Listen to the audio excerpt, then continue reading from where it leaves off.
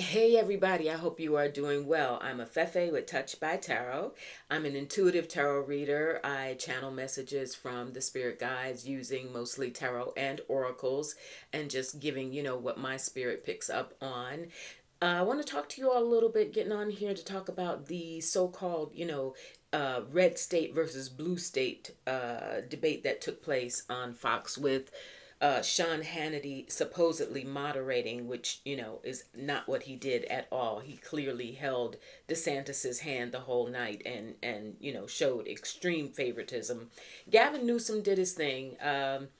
You know, interested, the guys are like, it was so clear that Gavin Newsom had his marching orders, which was Biden needs a surrogate. He needs more surrogates. Like we need we need Gretchen in Michigan. We need some other, Democratic governors to come out and speak to the Biden-Harris agenda. They're going to need that help more than ever in 2024. As many voices and hands on deck.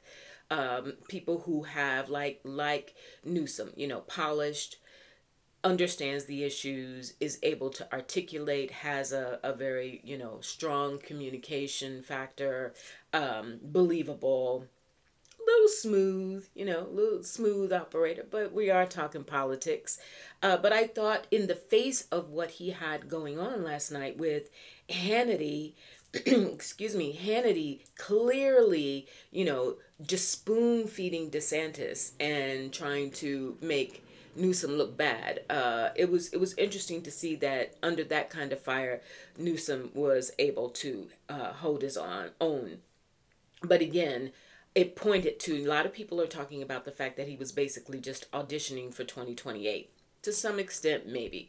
But I do think more importantly and more impactfully for 2024 is knowing that the Biden administration, the DNC realized that with all the marks that Biden has against him, whether it's people's frustration with the economy, despite the success of Bidenomics, there are all these, lots of misinformation, disinformation out there. So, and someone like DeSantis, who is so incredibly right fringe, and that's the element that he is appealing to. It was really interesting. There's a lot of feedback today. I was up early watching some of the recaps. And I watched most of the debate, not all of it. It was a point that I just couldn't take anymore. But there are people who are just really applauding DeSantis's performance because it was he was more animated. He was ready for the fight. He had been itching for this fight with Newsom.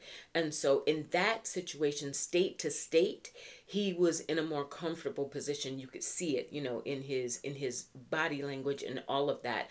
On a national stage, get him up next to Nikki Haley.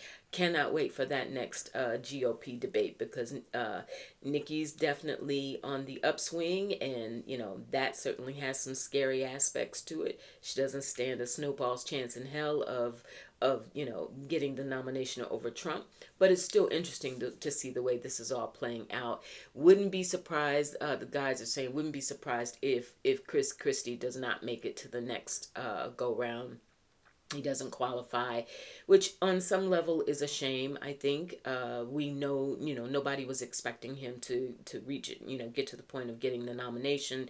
But he has, I think, been an interesting voice from the GOP perspective in terms of challenging Trump and that whole, the MAGA movement and all of that. I think he's been an interesting voice. I think he's been an interesting counterpart to Nikki Haley.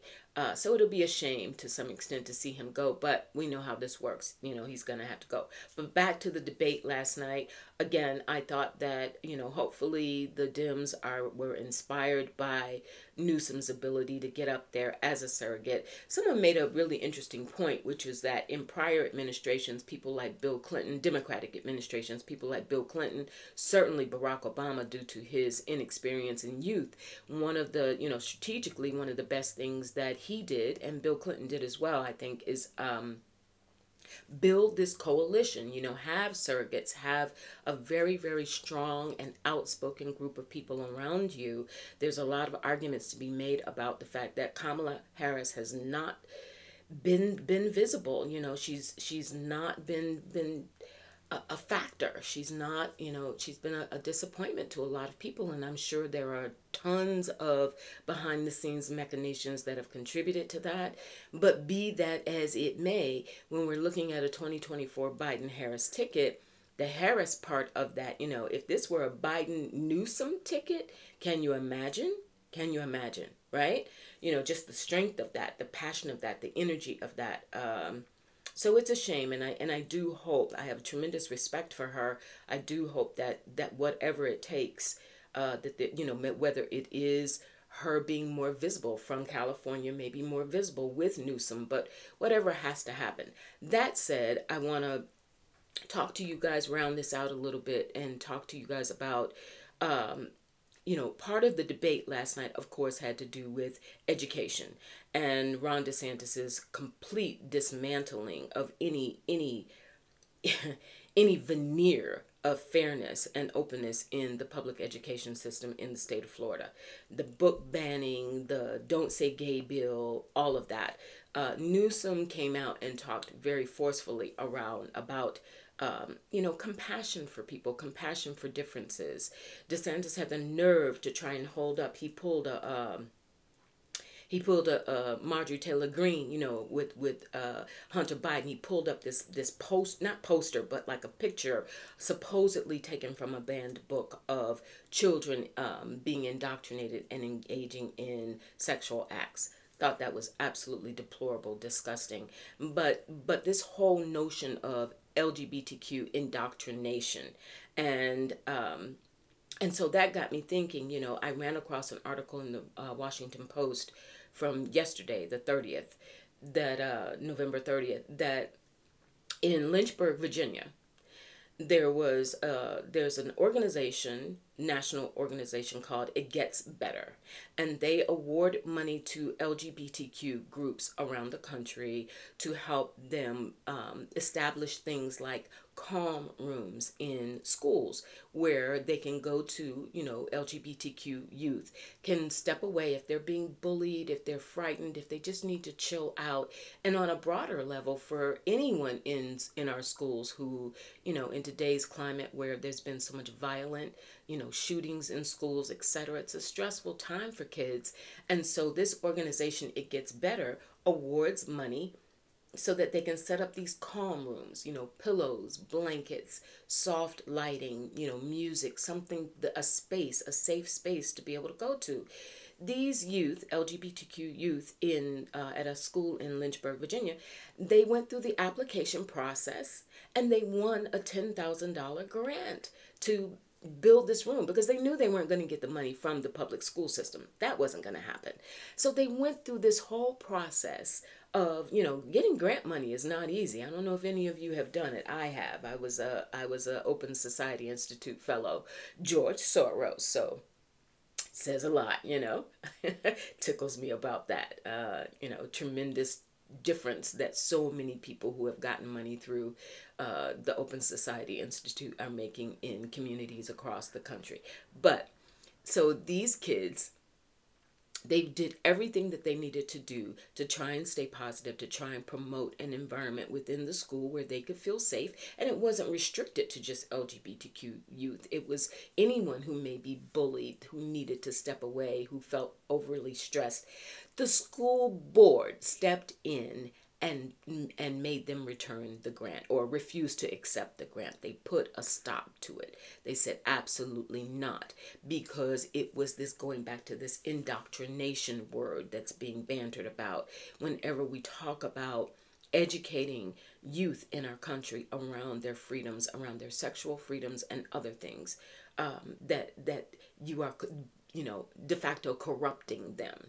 And I just thought that was so disgusting, and it had to be really disheartening. In the Washington Post article, there was a quote from one of the kids who had, you know, helped get the grant, who just said, you know, they tell us it gets better. That's the name of the organization, itgetsbetter.org. she said, they tell us it gets better, but we're just waiting to see, like, when is that going to happen and how, right? Really disheartening for them. So I wanted to close out with a couple of cards from Spirit Go to the Guides for any of you who have LGBTQ youth, work with them, know of them. Like, we really need to put a lot of energy around them. And also for the politicians, remember, these young people, especially in high school, by 2028, a lot of them, oh, I'm going to see that popped out. A lot of them are going to be ready to vote. A lot of them are going to be ready to vote. I just pulled the card that popped out with source. A source. They are looking for sources of support, and we need to be able to furnish that. The parental aspect of that for people who want to come out and champion, LGBTQ youth, especially those who are in, very, very tenuous situations where they are in red states or very conservative environments where they do feel threatened, not just from their peers, and they're being forced into submission is what Spirit is saying. They're being forced into submission. But what is that going to lead to? That's got to lead to, at some point, rebellion. It's got to lead to them deciding at some point, instead of fear and hurt, it's going to turn into action. And I can't wait to see the day. I can't wait to see the day that they stand up, get to the polls, and make their voices heard. Perhaps even more of them running for office. There is a new congressperson. I can't remember the name. I'm sorry about that. Somebody will tell me. Isn't the first trans congressperson was put in office recently? It says, trust in the wise spirits and your prayers will be answered. Please pass that message along. And if anyone of any age, not just youth, but if you are in that community, LGBTQ and allied community, keep your prayers strong, you all. Keep your prayers strong and trust in the wise spirits. Trust in knowing that for all of this effort to, true love can never really be lost. Love that as well. Meaning to love self, to be able to show, the acceptance that so many youth have expected because they were told it during recent years with recent passages of laws. It's okay to be yourself. It's okay to show up as who you are. And now you've got these, this far right movement out there, just absolutely, the school board shut it down, return the money. Did not offer at freedom. I can close out with that. Freedom. That is what is at stake. That is what people, young people and otherwise, are going to demand in this country. The idea that they were willing to do something, come together, organize themselves, do something, progressive, do something on their own behalf, win the award, the $10,000 award at the school in Lynchburg, Virginia, because the competition for many grants is very stiff. Again, I've been through that process, and it's tough. Grant makers have only so much to give out. You have to really meet certain criteria. You have to really be convincing in how this money is going to be used, who's going to be served by it. They met all of that criteria, and then to have the rug yanked out from underneath them. But freedom, you all, freedom. Please spread a message of freedom. Spread a message of understanding that they are a source, and that Spirit is a source of freedom, and that we have to use our voices. We have to stay woke. I was extremely deliberate in wearing this shirt today. You all can imagine. All right, I'm going to keep it short. Just wanted to bring that to your attention. Itgetsbetter.org. Maybe just drop them a line and say, I'm not affiliated with them at all. I just learned of them through this article. But to know that there are organizations out there who are really trying to work for the betterment and for the peace of mind for LGBTQ youth. That is pivotal. We need to have more of that. And we need to have better dialogues with parents who can then go to school boards and voice their opinions and if necessary, remove, people from school boards or push for their removal if they've been elected to that or appointed to those offices. But there has to be our freedoms are really at stake in all levels. So that's it. I can go on and on and on. But that's it. Wanted to bring that to your attention. Would love to hear back from you. Would love to hear your feedback. And have a good one. Please like and subscribe if you like this video. I'm going to also do something on December forecasts on that spiritual bent, but mixing up the politics with the spiritual, because that's what we do in this life we live in, right? Take good care. I'll talk to you soon. Bye.